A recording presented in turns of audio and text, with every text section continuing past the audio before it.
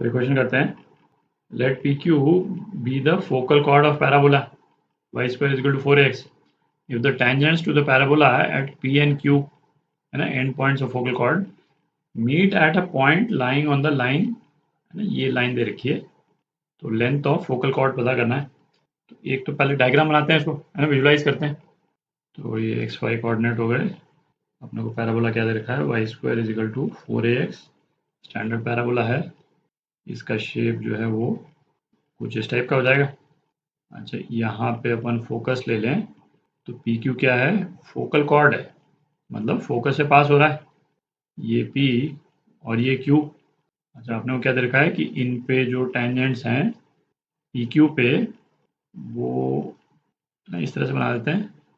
अच्छा, और क्या दे रखा है अपने को कि ये वाला पॉइंट जो है वो इस वाली लाइन पे लाई करता है ना। अभी यूज़ करेंगे इसको, है ना, बना नहीं रहे हैं इस लाइन को। ज़्यादा इंपॉर्टेंट पॉइंट क्या है कि हमको ये मालूम है कि ये जो पॉइंट ऑफ इंटरसेक्शन है दोनों टेंजेंट्स का, कहाँ पे लाई करेगा, डायरेक्टली इस पे लाई करेगा।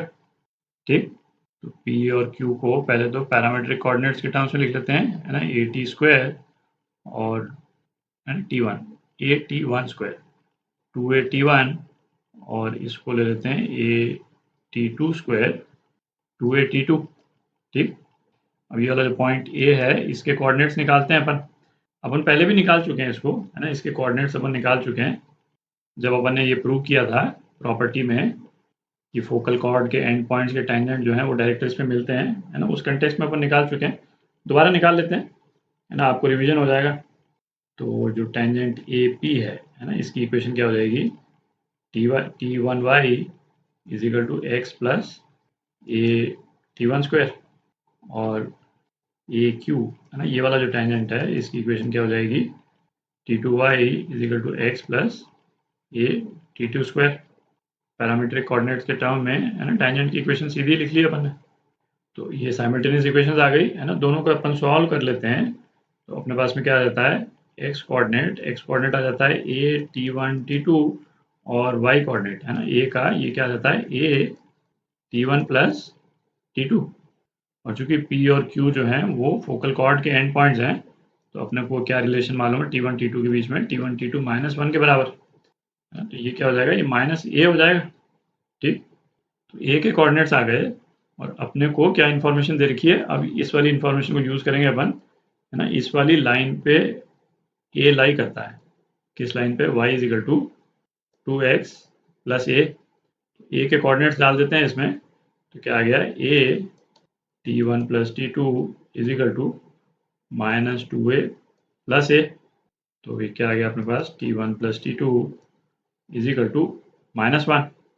थोड़ी जगह कर लेते हैं, तो ये रिजल्ट आ गया, है ना। t2 की वैल्यू यहाँ से रख देते हैं इसमें, तो अपने पास में क्या आ जाएगा, t1 -1 upon t1 is equal to -1। ठीक है, ये रिलेशन आ गया। अच्छा, फोकल कॉर्ड की लेंथ ये भी अपन निकाल चुके हैं, है ना। फोकल कॉर्ड की लेंथ ये क्या होती थी, किसी भी फोकल कॉर्ड के किसी एक एंड पॉइंट में जो पैरामीटर टी आता है ना, उसके टर्म्स में ये क्या होती थी, ए टी प्लस 1/t का स्क्वायर, है ना। ये तो जनरल किसी भी पैराबोला के लिए, और हमारे वाले केस में यहाँ पे इसको अपन t1 इस तरह से करके लिख देते हैं।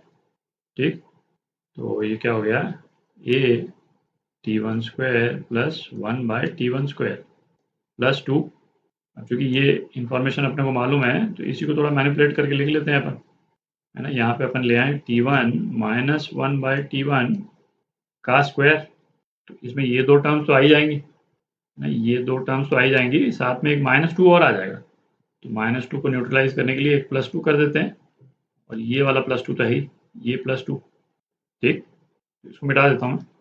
तो ये क्या हो गया, है ना, ये अपने को मालूम है 1 के बराबर है ना, ये 1, तो इसकी वैल्यू 1 हो गई। तो ये क्या आ गया आपका, है ना, 5a, ई क्यू की लेंथ, है ना, 5a।